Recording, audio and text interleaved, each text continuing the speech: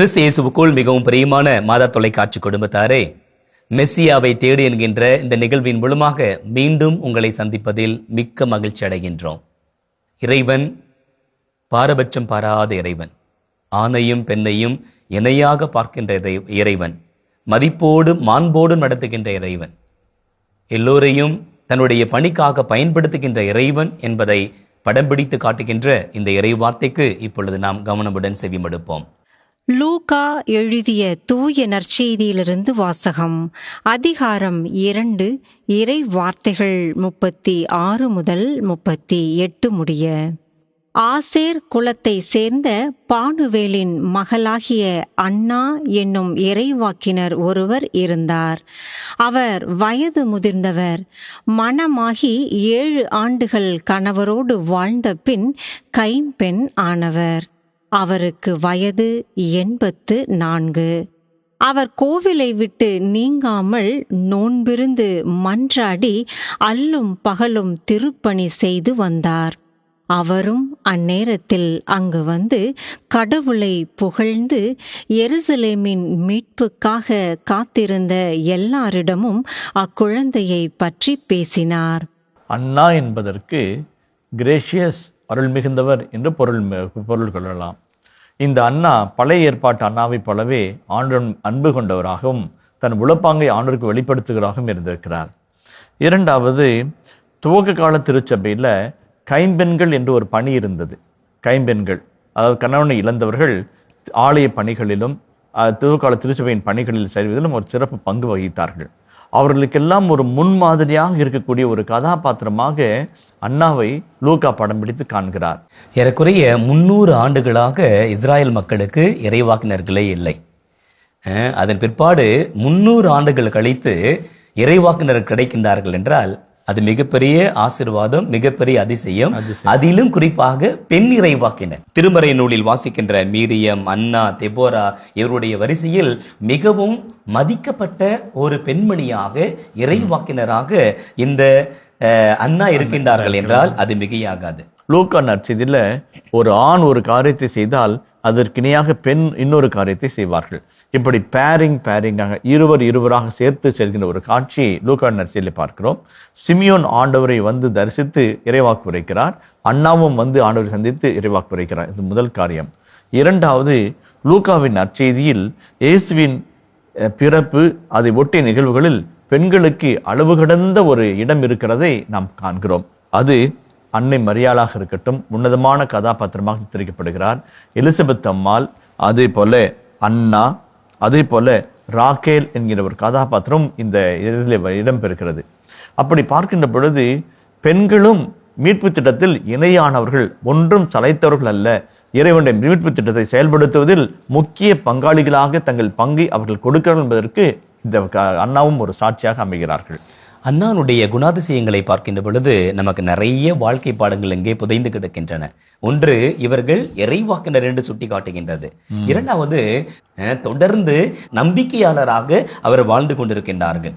அதே போலவே எப்போதும் ஆலயத்தில் இருக்கின்ற பெண்மணியாக, ஜெபிக்கின்ற பெண்மணியாக, வழிபாடு செய்கின்ற பெண்மணியாக சுட்டி காட்டுகின்றது. அவர் கோவிலை விட்டு நீங்காமல் நோன்பிருந்து மன்றாடி அல்லும் பகலும் திருப்பணி செய்து வந்தார். அது மூன்றுமே ஒரு யூத மதனுடைய உண்மையான ஆன்மீகத்தை சுட்டி காட்டுகிற அற்புதமான செயல்பாடுகள்.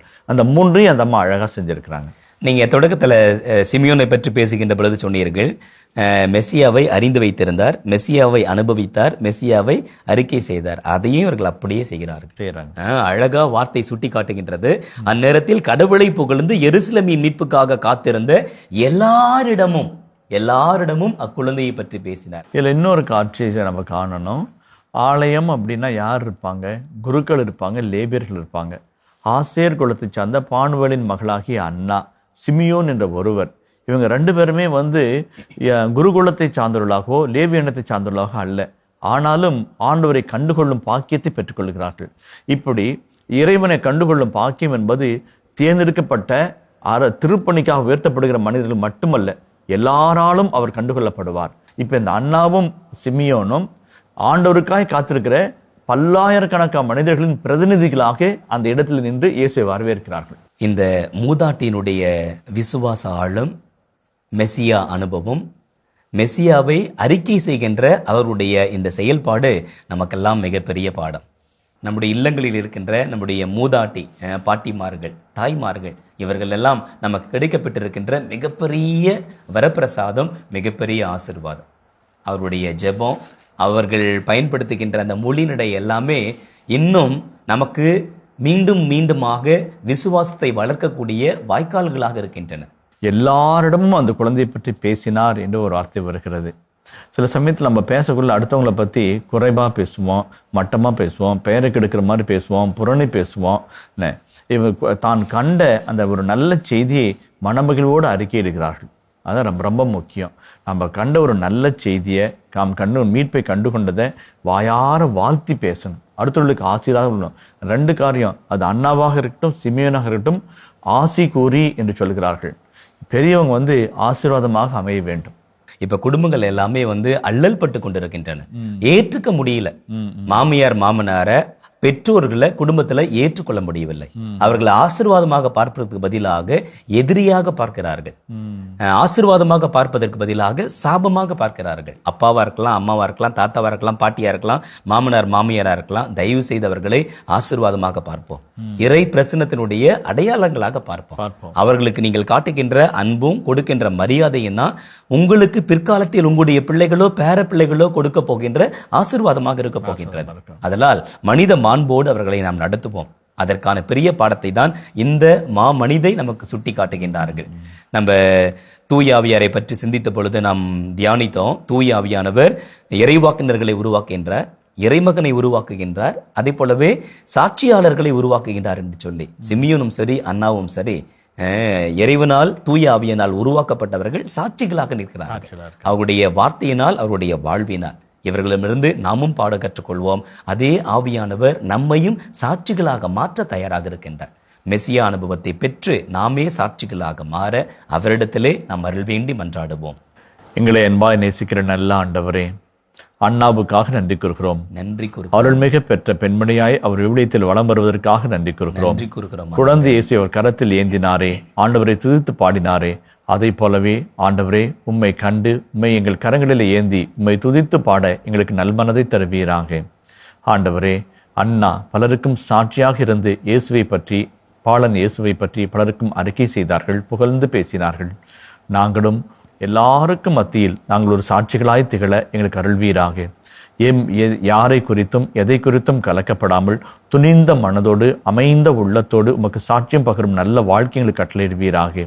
ஆண்டவரே, எங்கள் குடும்பத்தின் பெரியவர்களையும் பாதத்தில் ஒப்பொடுக்கிறோம். அண்ணாவை போல சிமியோனை போல இருக்கிற பெரியவர்கள், மாமனாராக மாமியாராக அப்பாவாக அம்மாவாக தாத்தாவாக பாட்டியாக இருக்கிறவர்கள் பலருக்கும் ஆசீர்வாதத்தின் பிரதிபிம்பங்களாக இருக்க அருள் தாரும். அவருடைய வாழ்வையும் அவருடைய உடல் நலத்தையும் நீரே ஆசீர்வதித்து பொறுப்பேற்றுக் கொள்வீராக. என்றும் வாழும் இயேசு வழியாகவே உம்மை மன்றாடுகிறோம். ஆமென். அன்புக்குரியவர்களே, மீண்டுமாக மெசியாவை தேடி என்கின்ற தொடர் நிகழ்வின் மூலமாக உங்களை சந்திக்கின்ற வரை உங்களிடமிருந்து அன்போடு விடைபெற்று மகிழ்கின்றோம். இயேசுவுக்கே புகழ், இயேசுவுக்கே நன்றி. மரியே வாழ்க.